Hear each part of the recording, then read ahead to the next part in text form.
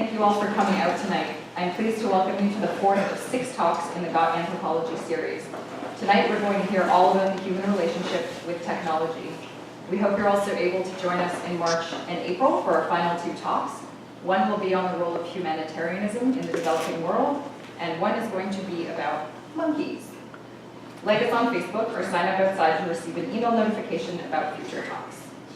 Tonight, I'm pleased to introduce my friend and colleague, Emma. Emma is currently a PhD student in anthropology at the University of Toronto, who studies the archaeology of the Jomon Period in Japan. Her current work focuses on the relationship between stone tool technology, the environment, and ancient peoples of Hokkaido. She also practices flint knapping, strangely enough. So without further ado, please help me welcome Emma.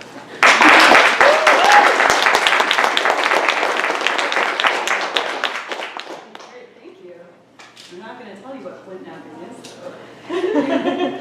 Just that I do that. No, it's making stone tools for anyone that's not familiar with the terminology. Okay, well, welcome everyone. Thank you for coming out. I know this is sort of an odd time because it is actually reading week, but not all of us go places, so hopefully this is entertaining. What I want to do tonight, can everyone hear me, first of all? All right? Yeah, all right.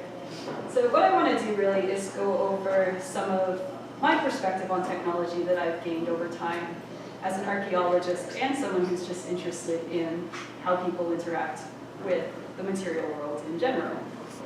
So there's a lot that's been written on technology, so obviously I'm not going to be able to cover even the smallest amount of it because it's a huge topic, it's massive. There are several areas of study totally devoted to it. And so you really actually would want to be here for the amount of time it would take to cover this thoroughly, because that would be forever. So here's what I'm actually going to talk about. Just a brief outline. I'll start with my own research a little because, well, this is my chance to plug my own work. And then I will also talk about some of the earliest technology that we know about, as well as the question of what is technology then. And then finish up a little with this question of who is actually in control. Is it technology? Is it people? We'll see where we go. It's one of those open questions, I suppose. So, about myself. I'm interested in contemporary technology and people, obviously. But my research, as you just heard, is far from modern. I am in the interesting position of being an archaeologist who works in a prehistoric period in Japan. It's something that's called the Jomon Period that dates roughly between 14,500 to about 300 BC. This is a huge time period, so a lot to do. It's still thought to be the first culture with ceramic vessels, although dates from China are starting to rival those that we're finding in Japan. And the Jomon people just made a lot of things. They produced an impressive array of stone tools, as well as bone and wood implements. They made a lot of pottery, like this middle Jomon flame-style pot that we have here. As you can see, there's a lot of symbolism. There's a lot of imagery going on. We also have ceramic figurines, like this here. It's called a dogu, a goggle-eyed dogu, based on its face. They also made a lot of ornaments, like beads and combs, textiles. They made earth mounds and stone circles. They were up to a lot of things, so lots of research to do. What I do specifically is look at their stone tools, and I end up looking at things like food processing, hunting and gathering activities, pretty much just what they were doing during their daily lives, and what we can learn about their society through their regular activities. So this is sort of an explanation for why I'm talking about technology today, since this is what I look at, ancient technology and its relation to past societies. And hopefully that's enough an explanation for why I'm doing this. So this all boils down to the fact that I look at ancient technology in what is easily recognized as one of the techno-centers of today. Japan is this place where there's a lot of technological innovation and a place where technology is highly integrated into daily life. It's well known for producing electronics and automotives. I'm sure everyone here probably owns something that was made by a Japanese company. They have names like Sony, Canon, Nintendo, Toyota, Honda. None of these companies have paid for me to say their names tonight, but you will be familiar with them, and so I just wanted to bring up some examples. It has one of the world's largest budgets for developing technologies and doing scientific research. So here they are at number 3 with about 160 billion US dollars devoted to development and research. It's coming in after the US and China. And then here's Canada all the way down here at number 9 with about 24 billion. So there's no shortage of technology in Japan, and this is where some of the most uncanny, as well as some of the cutest robots and androids are being developed. It's a great place to look at how people interact with their technology, both today and in recent history. So to start off with, I'd like to bring you some of the things that I've seen through my studies in archaeology, which is a very broad view of technology over an incredible span of time. It's really, I suppose, starting out at the very beginning. So let's go back as far as we can, since the archaeological record really does limit us in some ways. But we're pretty sure that this is some of the earliest, at least, stone tool technology, with a happy little fellow named Homo habilis.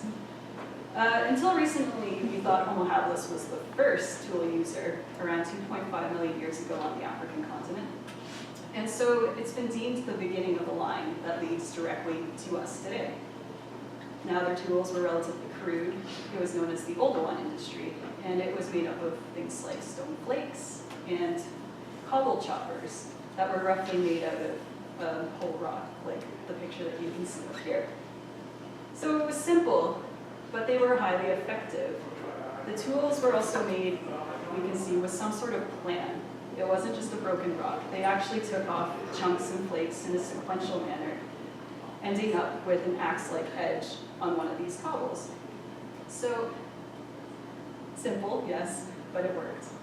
And we now know that the picture's a little more complicated because there were several species, known as the Australopithecines, around at the same time who were, we think, capable of both making and using these tools as well. And they show up at all of the same sites as the tools and Homo habilis remains, so this is a bit of a mystery that's making things fun. For the next phase, though, it's a lot clearer that one species is doing something fascinating. So the intention in producing tools becomes a lot more obvious with the next early human known as Homo erectus, or Homo ergaster, depending on who you talk to and what region they're working in. The next major phase here used a fantastic multi-purpose tool known as the Acheulean hand axe, which I have 2 pictures of here. As you can see, they're symmetrical, and so there's some sort of design involved, and they also needed to select raw materials that were best suited for these purposes, so there's a lot of planning and a whole new level of thinking involved. The amount of effort and design required to make this axe is obviously higher than making an old one tool, and then the number of tasks it could be used for increased as well. You can see that, hopefully in the middle one, they didn't put it there, they worked it out so that the shell would have been located right in the center. So that's a good example of intentional planning and designing before they even started making it. So they still may seem simple, but they captured a lot of people's imaginations because sometimes they're just beautiful. And we can't yet explain why they did all of these things because some of them are about that big, obviously not really for using. So another little mystery. And then from this time on, stone tools continue to become more refined and specialized. I'm not going to go through it all because it's obviously a long amount of time. I don't have time to cover 1.7 million years. And they also start developing things like ceramic technology, which is pottery, bone and antler implements, wooden technologies, fiber technologies like textiles and basketry, and eventually metals, which will bring us all back to where we are now.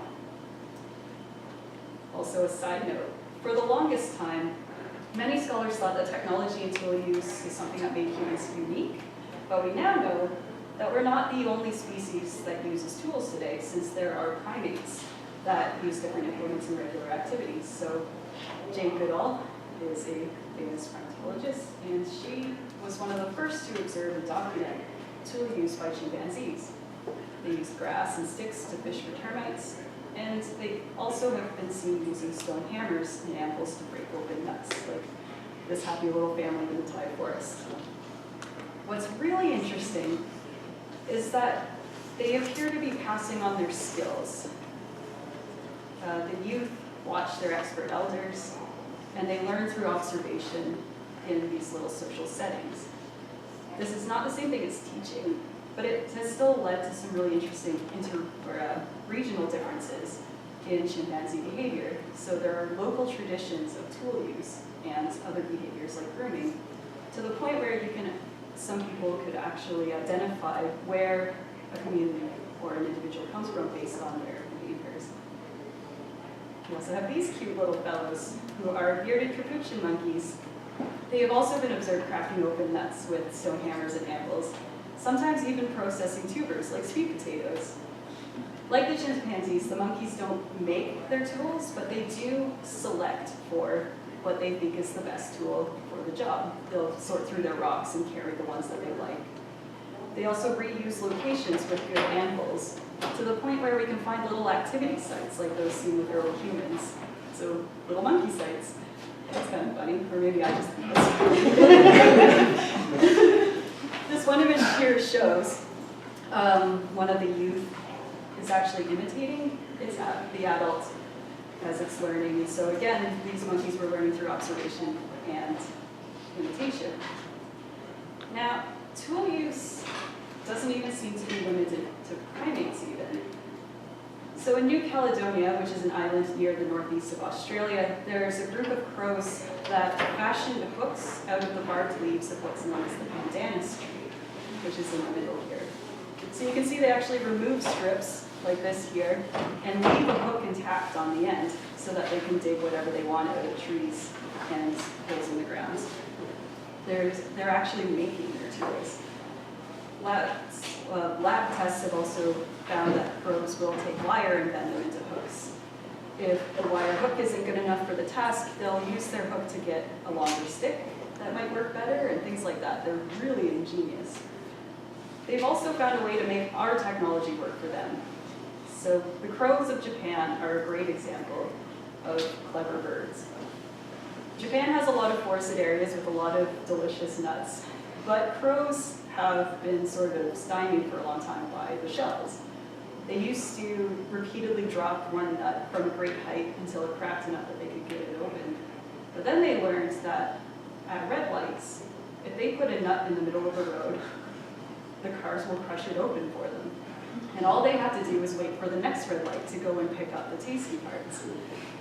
Now, this behavior, they think, started in the Sendai city area in the 1990s, and since then, enough crows have seen this happening that it has spread across the rest of the island. So the crows of Japan are a clever bunch, and they get all the walnuts they could ever want. Now, there are some more fun examples of other creatures using objects around them, but scientists are still debating whether or not it counts as actual tool use. One of my favorites is the octopuses in Indonesia that collect up the discarded halves of emptied out coconut shells that people throw in the water. And they'll actually go around and pick up the ones they want and bring them back to a spot and make a little shelter out of them. So they live in their little coconut houses where no one can get them. But before I could talk about animals doing funny things forever, but I guess I should get back to the point. The degree to which we use tools and technology is obviously unrivaled. And if it's something that really defines us as a species, maybe I should start trying to define technology now. So these days, when we talk about technology with other people, we're usually talking about a specific subset of technologies known as information and communications technologies, or ICT for short. And this includes pretty much anything that allows people to send, access, store, manipulate any of the audio and visual information that we have. So this is your smartphone, your regular phones, computers, television. But of course, this is only the technology we see as being a larger part of our everyday activities now.